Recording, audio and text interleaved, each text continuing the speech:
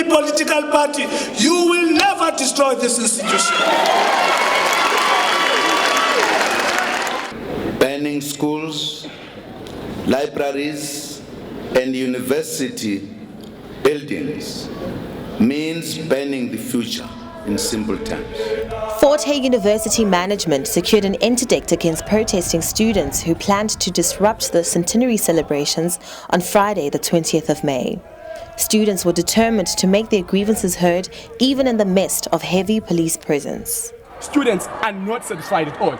They are not giving up. Even today, if they didn't make up for us, we won't change. We won't stop what we're doing. This centenary, it's only for them, the management. They don't care about us. Our demands are not yet met, but in media they say our demands are met. The students were promised to be given 25,000, the 9 raised ones, but they are not yet. No one has given that. And our certificate, I was graduating, I didn't even get my certificate because I'm owing. They say I must pay the difference. So how can I get that money? Because I was studying under the NSFAS. Utom akazijongi ubathina sidinga ntoni. Into ayenzayo is to impress abantu from ezindaweni ezinkulu kuba babone ba improvement. Yayiba thina we are suffering apha asiki asithini. Erez ufumanisa ba usiyafa zi-infections. Izinto apha esikolweni azijongwa into focusa ngayo yi-reputation. As the students continue to protest outside and display their dissatisfactions on the Centenary celebrations, inside it is still business as usual.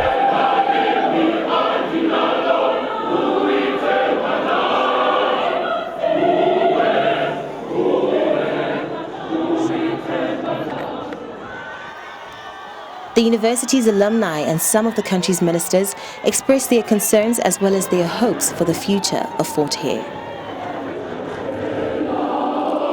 Taking the environment at the moment, do you believe that Fort Hare will continue to breed great leaders the same way that it has in the past? Well, it has to. It has to do that. It has a historical mission. As Fort Hare, it has a rich legacy. It just has to find other ways of continuing to make its contribution for the betterment of humanity. I'm not happy with what is going on here because this is our university and things are not as good as they were at the time. I know our rector was devout then. Ayilibhulu elistrong ngeyona ndlela kodwa ke ngoku siphethe thina students zalapha ziyabhoxa chisa into zethu esasizishiye zi-right apha. That is what makes me mad because university we're not supposed to be destroying things. We're supposed to be protecting the things that we have. Our young people must not be afraid to talk about their needs, their challenges. But now we fought for the liberation of the people of South Africa, and they have a right to raise their issues without destroying anything. You see, I'm not saying that this maybe must happen in other institutions of higher learning, but when you ban this university, you ban the yoke of the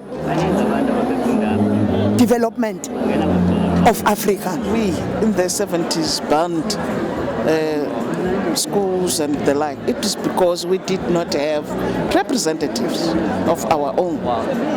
The system of the day would not listen to us, and therefore we had every right at the time to fight in a manner that we thought fit would make those in power at the time to listen.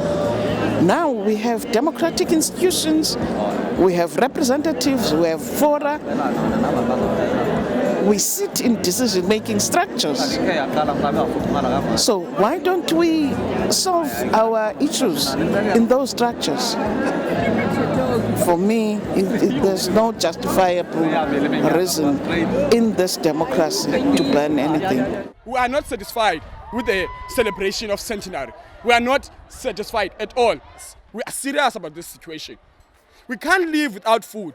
That's the problem that caused the students to go there and take all the textbooks that were there at the ITX Center. Even there at the staff center, we even took the food there. It's because of we are hungry. Although students were not successful in stopping the celebrations, they have vowed to continue protesting until their demands are met. I am Piwabukia Mandisa Dlamini, reporting from Fort Hare, Alice.